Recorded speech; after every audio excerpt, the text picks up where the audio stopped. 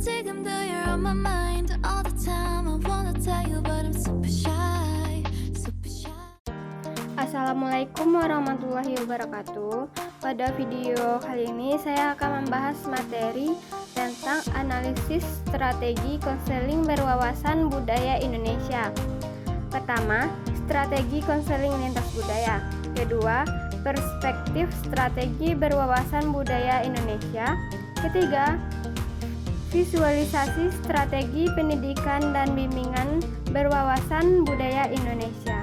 Materi A, strategi konseling lintas budaya.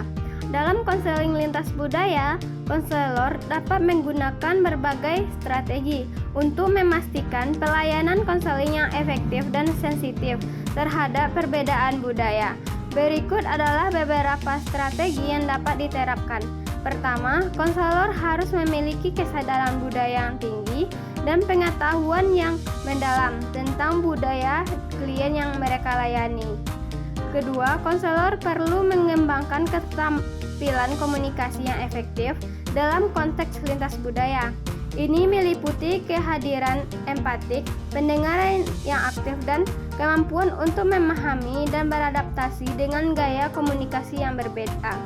Ketiga, konselor perlu dapat menyesuaikan diri dengan nilai dan keyakinan berbeda antara budaya konselor dan klien mereka. Mereka harus menghindari prasangka dan bersikap terbuka terhadap perspektif dan pengalaman klien yang mungkin berbeda dengan mereka sendiri. Materi B, perspektif strategi berwawasan budaya Indonesia.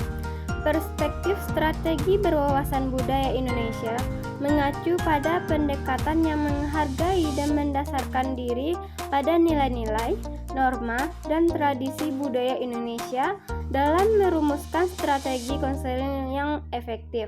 Beberapa strategi berwawasan budaya Indonesia yang dapat diterapkan dalam konteks konseling antara lain: pertama, memahami nilai dan filosofi budaya. Kedua, mengakui keberagaman. Ketiga, bahasa dan komunikasi budaya. Keempat, keterlibatan masyarakat dan keluarga. Kelima, menghormati otoritas dan hierarki. Materi yang terakhir C, visualisasi strategi pendidikan dan bimbingan berwawasan budaya Indonesia. Pada prinsipnya, pendidikan berwawasan kebangsaan terintegrasi dalam praksis dan fungsi peranata pendidikan yang mengembangkan sumber daya manusia yang bermutu.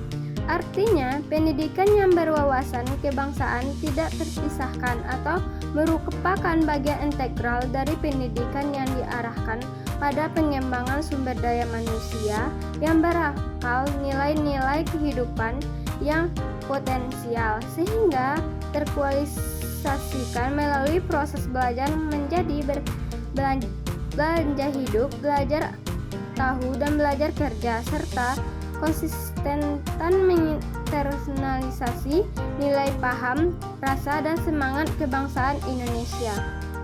Lanjutannya, individu yang beragam sebagai masukan yang potensial melalui praksis pendidikan diharapkan menjadi pribadi yang beriman dan bertakwa kepada Tuhan Yang Maha Esa, mandiri, berpartisipasi, belajar efektif, dan pribadi pekerja yang produktif.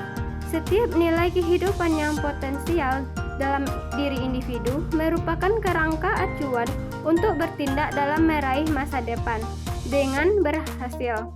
Asalkan suatu nilai tidak menguasai nilai lainnya dan gerakan nilai-nilai sepantasnya berlangsung secara seimbang, sehingga nilai satu dapat mengendalikan nilai yang lainnya.